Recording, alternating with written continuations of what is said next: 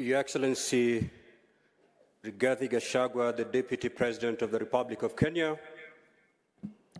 allow me to adopt the protocols as cited by the speakers who spoke before me and proceed to make my remarks. However, Your Excellency, with your permission, allow me to make my remarks in Swahili.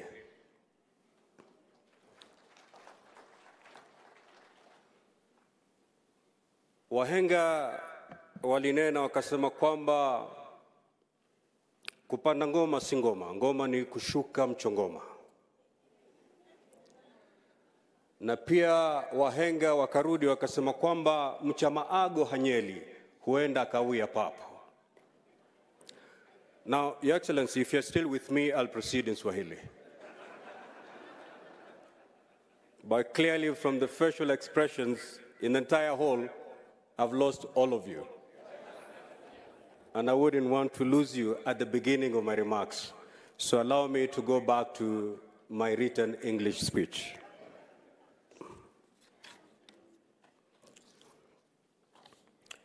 Ladies and gentlemen, good afternoon. For the 3 days we have been here, we have reminded ourselves of the eventful journey of devolved governance in the last decade, and indeed laid an elaborate strategies on how to take devolution to the next level. Nothing best exemplifies your dedication as champions of devolution than the commitment you have exhibited the entire duration of this conference. The 8th Devolution Conference, as intended, has provided us with an opportunity to commemorate the milestone in our 10-year devolution journey, identify challenges, and seek to formulate appropriate responses as we rekindle our commitment to the devolution cause. Throughout this conference, we have participated in engagements as broadly outlined in 5 thematic areas, but crystallized in the following key objectives. 1, to assess and propose measures that county governments can adopt to enhance transformative service delivery for improved citizens' livelihoods and a stronger business environment.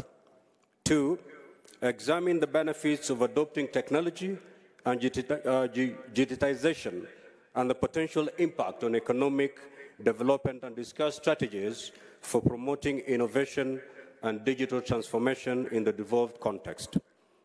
3, to reflect on the trends and challenges that have been experienced in financing the devolved sector and recommend innovative approaches for sustainable and adequate financing for county governments. 4, to evaluate the effectiveness of good governance practices in promoting equitable and sustainable development in the devolved units. And finally, examine strides made in the affirmative action agenda and propose responsive measures that can be adopted to guarantee the place of women, the youth, and the most vulnerable in governance. These constitute the thought-provoking concepts we discussed and interrogated during the plenary and breakaway sessions, culminating in practical steps that we need to take with clear timelines and mechanisms for evaluation and impact assessment. Your Excellency, as we reminisce on the long journey we have traveled to this point, I was reminded of the first cohort of senators, governors, and members of county assemblies and the difficult moments they went through as they pushed to synchronize devolution with our national development priorities. This group, of which I happen to have been part in my capacity as governor, is credited with having laid a firm foundation for devolution under very difficult circumstances. I recall assuming my responsibilities as the first governor of Kilifi County without any physical office. I had to make use of what was previously my campaign secretariat on the outskirts of Kilifi town. The same scenario was witnessed in a number of counties across the country. But today, our counties boast of good office space for governors and staff, and state-of-the-art assembly premises, enabling them to serve Kenyans better. The pioneer senators, too, were not left out. They had to contend with the less than ideal Shimba Hall at the Kenyatta International Convention Center, KICC, in Nairobi, later moving to the County Hall, and finally to the current high-tech chamber at the main parliament buildings. Indeed, it has been a journey of 10 years. These humble beginnings did not dampen their spirits. In fact, it sharpened their resolve in discharging their constitutional mandate of representation, legislation, and oversight. This determination saw them secure critical footholds in favor of devolution.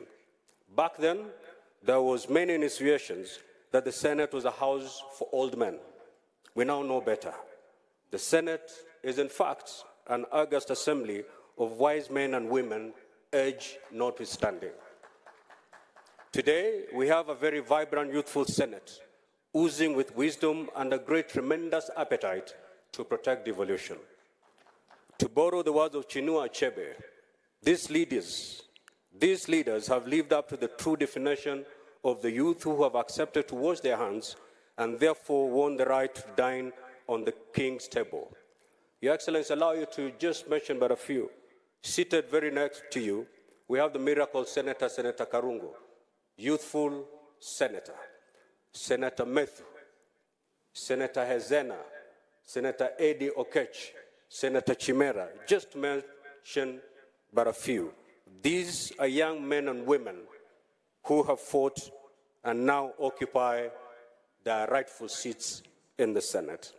As we celebrate the gains and milestone in devolution, I invite you, distinguished delegates, to give these pioneer senators, governors, and members of County Assembly a hearty round of applause for having helped.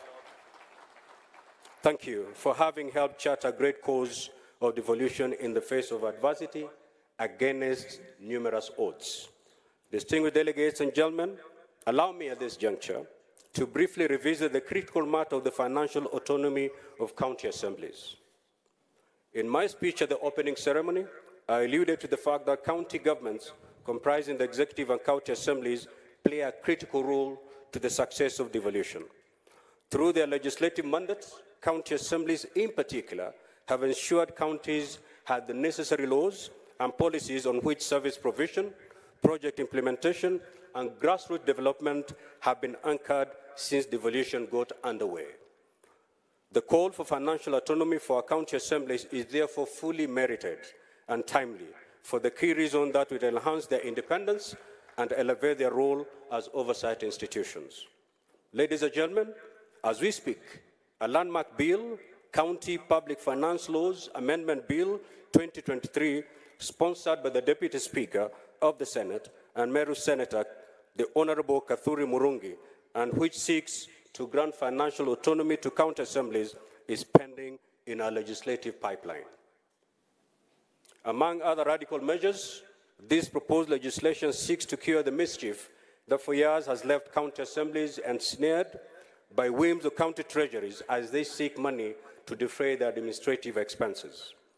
When this bill becomes law, county assemblies will not have to go through county executive committees to do their requisition as is presently the case. I want to assure you that the Senate, as the overseer of devolution as per Article 96 of the Constitution, will expedite this legislation, which once enacted will help county assemblies break free from this shackle that grossly undermines their mandate, especially the mandate relating to oversight of county governments. Ladies and gentlemen, allow me to conclude my remarks by commending the President, His Excellency Dr. William Ruto, for the bold directive he gave when he officially opened this conference on Wednesday, that all the remaining functions that have been earmarked to be devolved under Schedule 4 of the Constitution be released to the counties within 60 days. This statement, alongside the prompt release of county disbursements that he ordered 2 months ago, do confirm that in President Ruto, devolution is indeed in safe hands.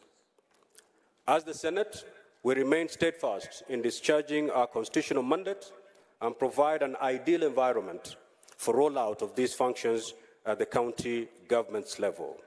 Ladies and gentlemen, let's leave Uasin Gishu more passionate, more energized, more focused, with a single purpose to take devolution to greater heights. As we leave this place, let's engage a higher gear so that we can accelerate the progress and gains of devolution. With those few remarks, I wish to thank you for taking time to attend this conference and wish each one of you safe travel back to your destinations. May God bless us all. Thank you.